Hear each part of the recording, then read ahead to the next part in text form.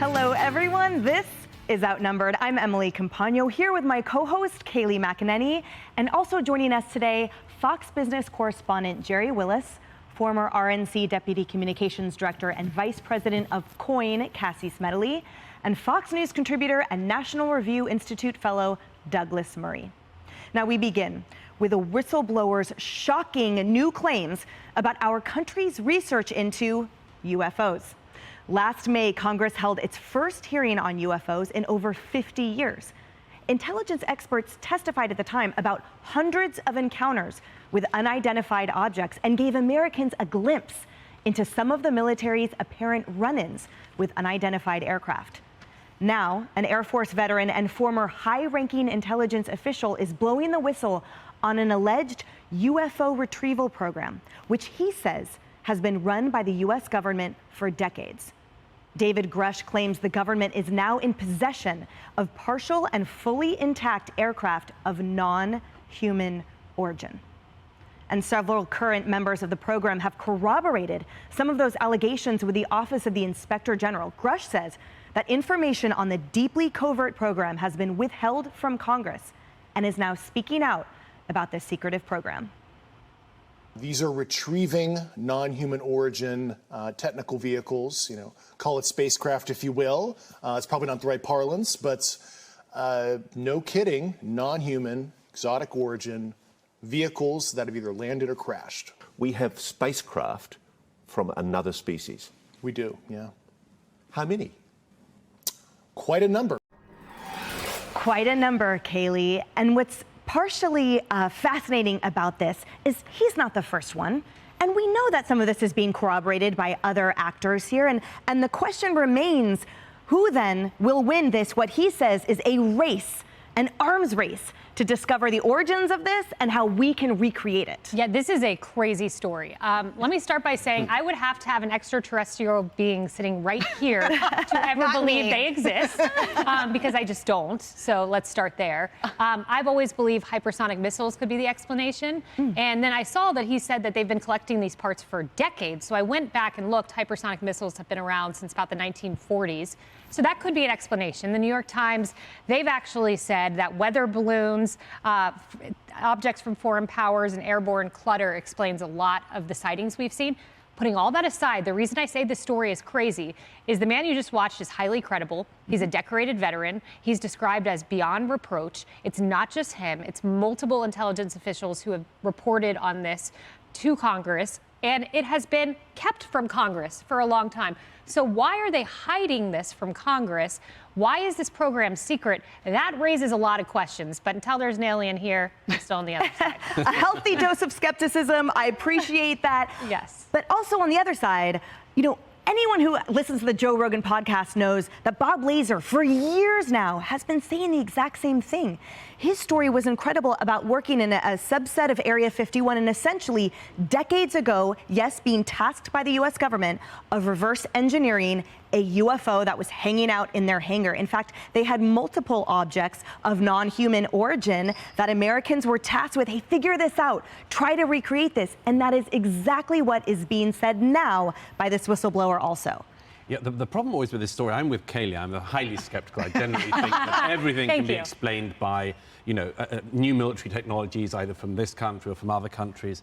I've always taken that line.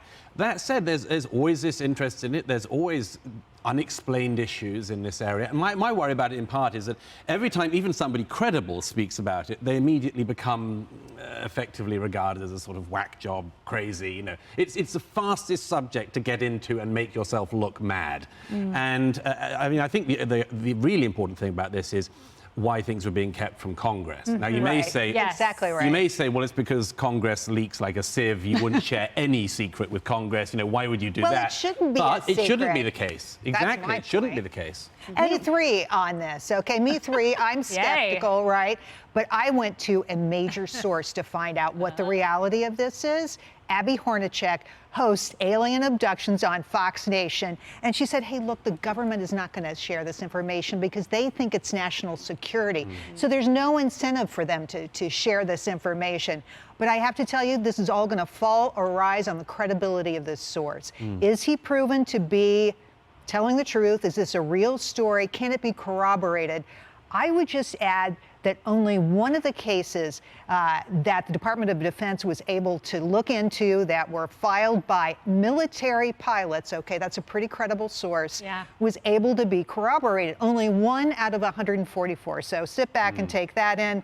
I have big questions, but I'm happy to be proven wrong, and I would love the DOD, the government in general, NASA to come out with real information here. I don't want to be proven wrong about aliens. All right, so Cassie, it could be good. Everyone knows that I'm the one sitting outside with the tinfoil hat, all right?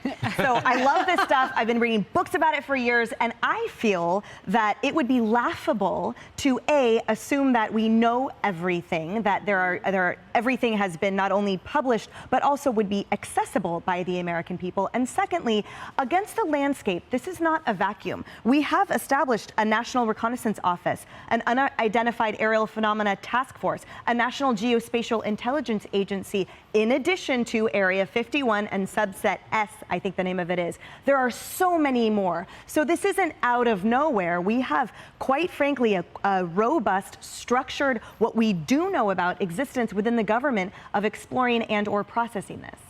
So when I saw this topic, I was like, thank God we have our extraterrestrial expert on the couch, because I know this is a pet issue for you. I lie somewhere in the middle. I'm not so vain as to believe that we are alone in the universe. But I also don't know that this is like the next Independence Day 3 coming at us.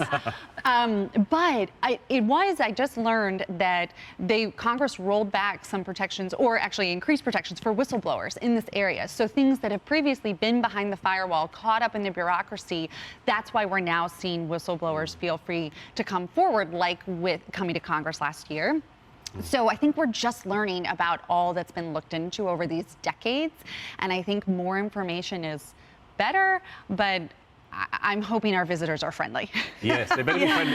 They're obviously smart, so we better hope they're friendly as well. Or else we're going to be the top 3 targets. Yeah, and I mean, it couldn't be like we could be dumber than we are at the moment in our societies, could it be? I mean, but the question remains, maybe they're not brilliant. Maybe they're not. And focusing on this story now, this whistleblower breaking story here, what are your thoughts on the fact that now, were this to be true, we are in a race with definitely enemy nations like China, for example, to uncover the root of this that could be used for their military benefit. That should be a frightening thought to any American, regardless whether you believe in little green men.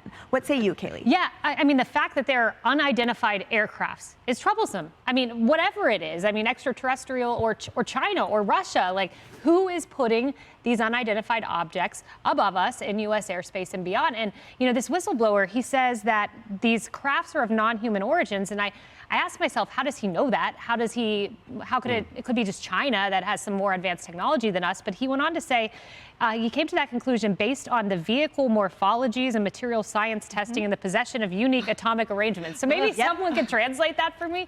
Maybe Emily, but how do you know they're non-human? Guys, everyone's homework is to listen to all of Bob Lazar's interviews. You will become a believer like me, and when they do land, I will say, I told you so.